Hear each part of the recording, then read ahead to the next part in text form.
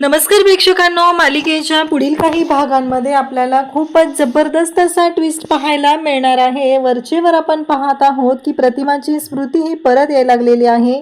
तिला सर्व गोष्टी आठवू लागलेल्या आहेत। फक्त तो इंजेक्शनचा गोळ्यांचा जो डोस तिला दिला जातो त्यामुळे तिचा मेंदू चालत नाही, कारण तिचा मेंदू स्मार्टली चालू नये यासाठी त्या गोळ्या दिल्या जात असतात। पण आता तर नागराजने खूपच मोठं कांड केलेलं असतं। त्याला असं वाटत असतं, मी जर अशा पद्धतीने वागलो तर मात्र सर्व गोष्टी व्यवस्थित होतील, म्हणून नागराजने सुरू केलेलं असतं। जेव्हा नागराज हे सर्व करत असतो तेव्हा मात्र इकडे आता प्रतिमा खूप घाबरलेली असते आणि मग सायलीला फोन केला जातो, अर्जुनला फोन केला जातो, लवकरच ये, कारण प्रतिमाची अवस्था खूप बिकट झालेली आहे, ती खूप घाबरलेली आहे असं सांगितलं जातं। आणि तेव्हा मात्र अर्जुन आणि सायली दोघंही धावत येतात। आल्यानंतर सायली प्रतिमाला जवळ घेते, तिला विचारू लागते, काय झालंय प्रतिमा त्या तुम्हाला? त्यांना जवळ घेते, मायेने प्रेमाने त्यांची समजूत घालत असते।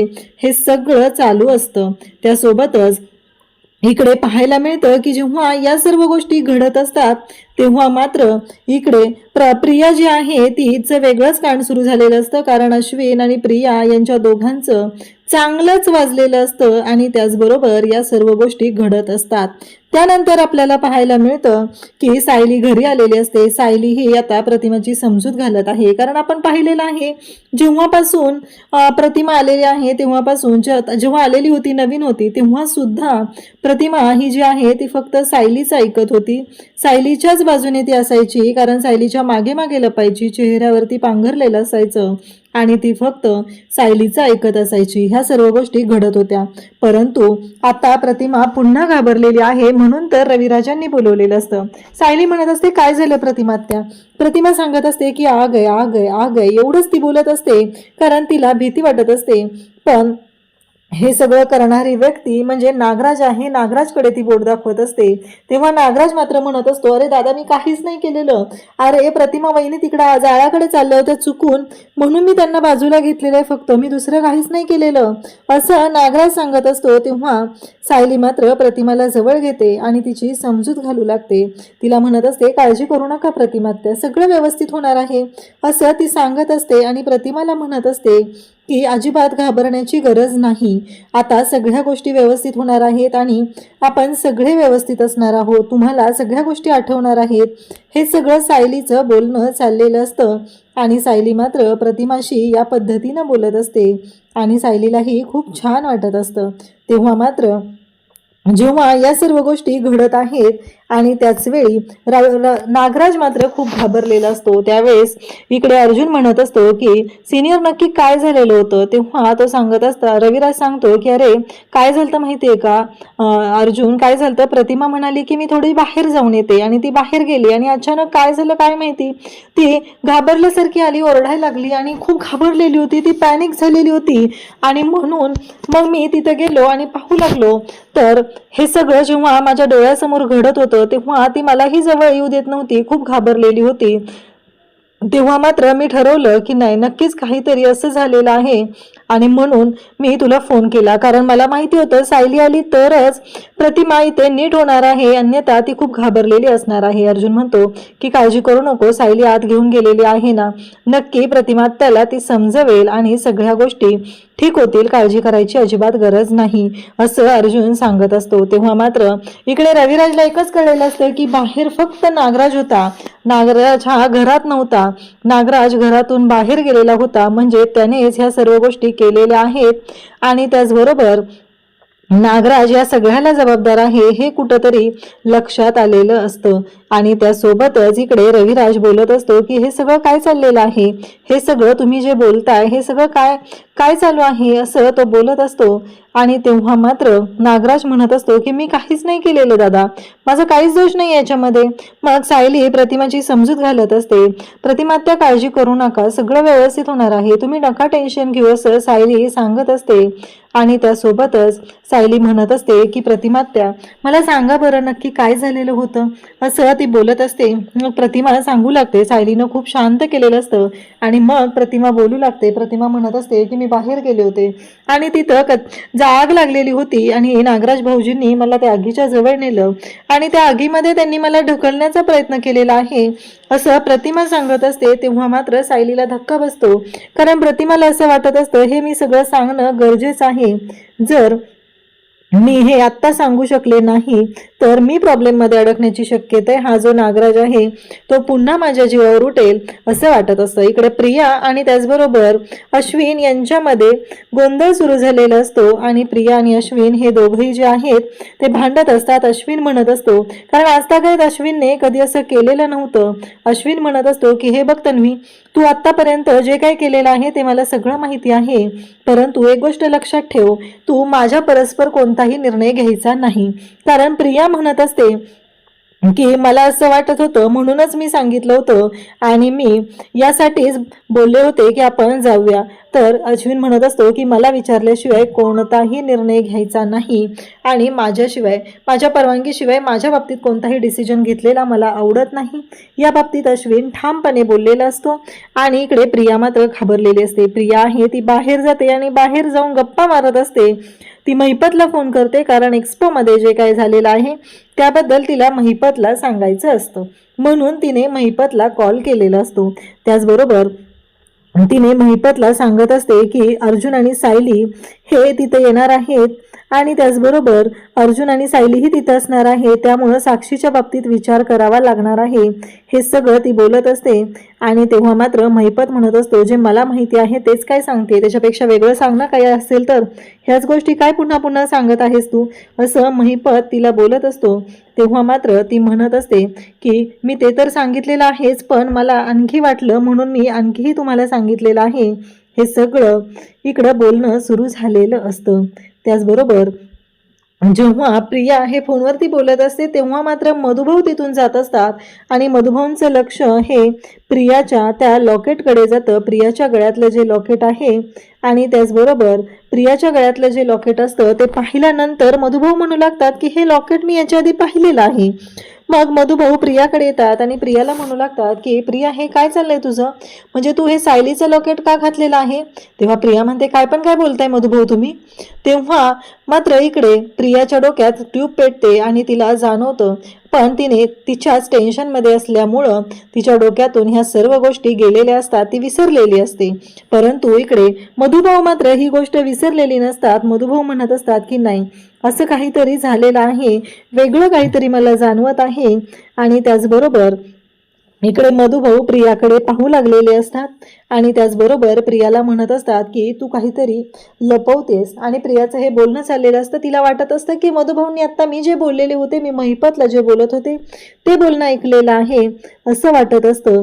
आणि त्याचबरोबर प्रिया मात्र तिथून निघून जाते. तेवढ्यात अश्विन तिथं असतो, पण मधुभाऊंच्या डोक्यातून ही गोष्ट गेलेली नसते. मधुभाऊ म्हणत असतात की मला ही गोष्ट लवकरात लवकर सायलीला सांगितली पाहिजे आणि सायलीला ह्या सर्व गोष्टी मला सांगणं गरजेचं आहे असं मधुभाऊंचं बोलणं चाललेलं असतं.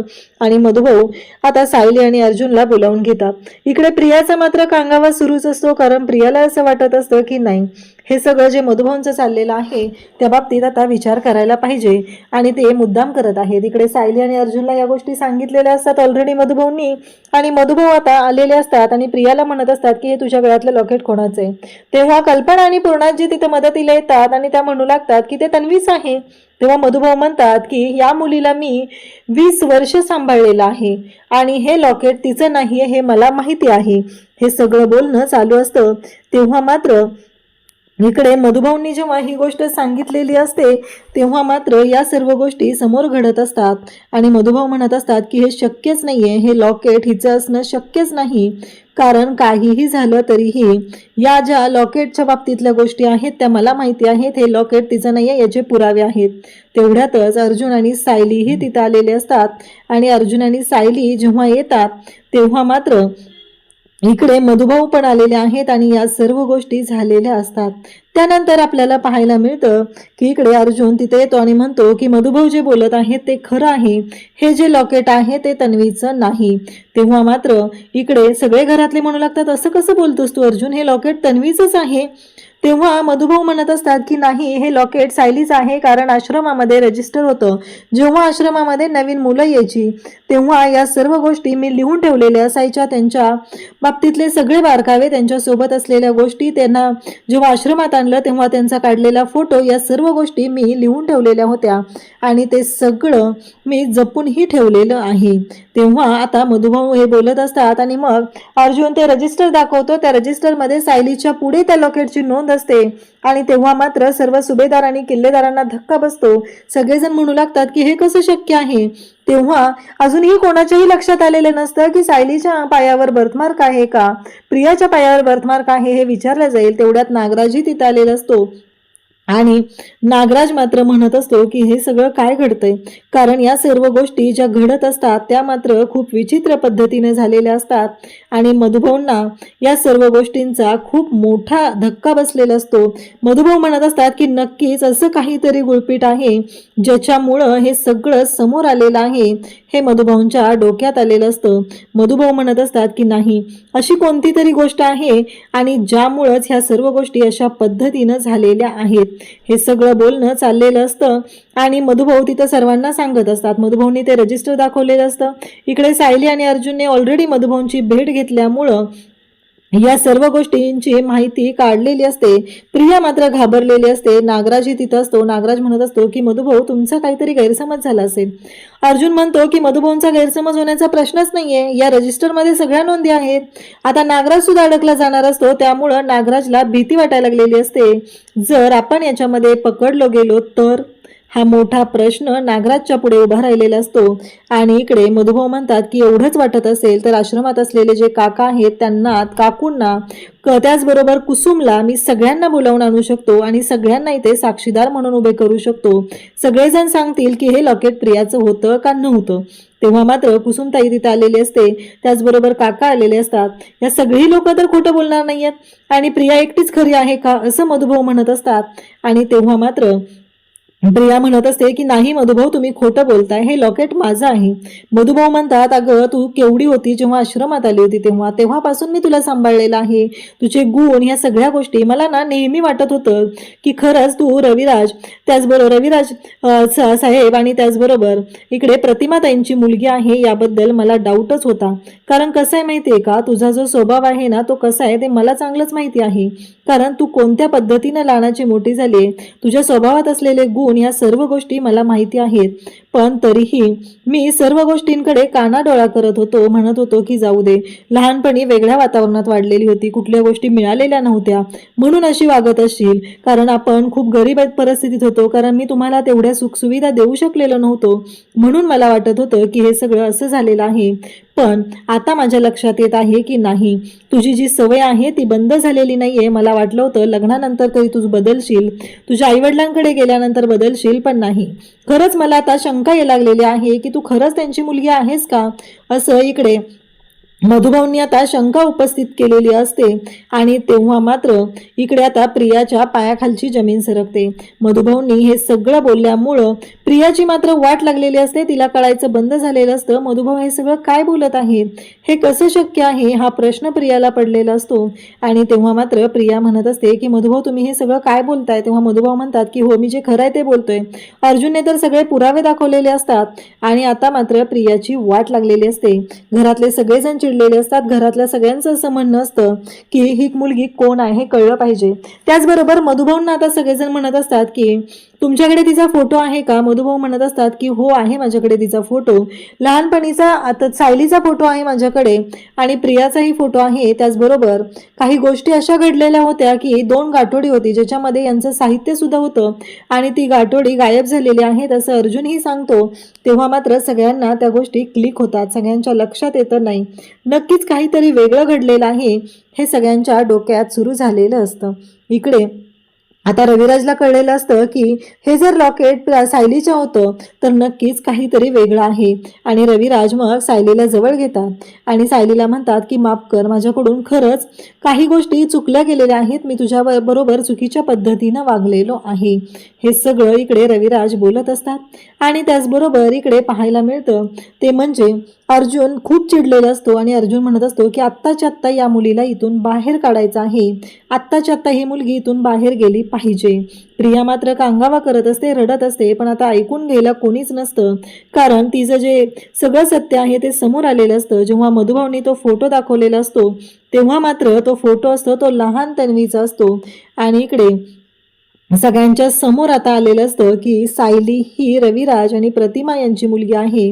आणि इकडे प्रतिमा तर म्हणत असते की मला नेहमीच वाटत होतं. तेव्हा अर्जुन सांगू लागतो की मागच्या वेळेस ही आपण एक खेळ खेळलेलो होतो तेव्हा सुद्धा त्यांच्या दोघींमधलं बॉन्डिंग आपण पाहिलेलं आहे. प्रतिमा ते जेव्हापासून घरात आलेली आहे तेव्हापासून ती सायलीशी कनेक्टेड आहे आणि सायली सुद्धा प्रतिमा त्यांशी कनेक्टेड आहे. त्यांच्या दोघींमधलं जे नातं आहे ते वेगळं नातं आपल्याला जाणवत आहे. आपल्याला प्रत्येक वेळेस असं वाटत असतं की प्रतिमात्या आणि सायली यांच्या बाबतीतल्या ह्या ज्या गोष्टी आहेत त्या वेगळ्या जाणवत होत्या, पण आज आपल्या सर्वांच्या समोर आलेलं आहे की ते वेगळं का होतं.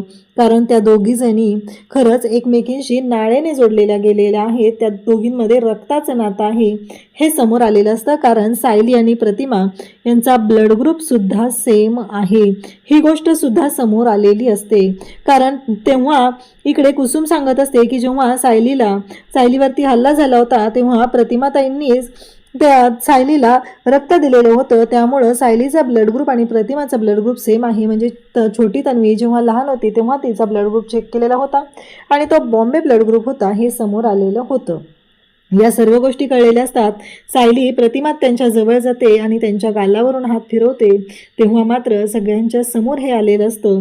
आणि आता सगळेजण पाहू लागतात आणि सायली उठते आणि तिला एवढा राग आलेला असतो, ताड उठून जाते आणि प्रियाच्या खानदिशी कानाखाली वाजवते आणि चालती हो घरातून, कारण माझ्या आईवडिलांना तू फसवलेला आहेस असं म्हणत सायलीने प्रियाचं थोबाड फोडलेलं असतं आणि तिला तिची लायकी दाखवून दिलेली असते.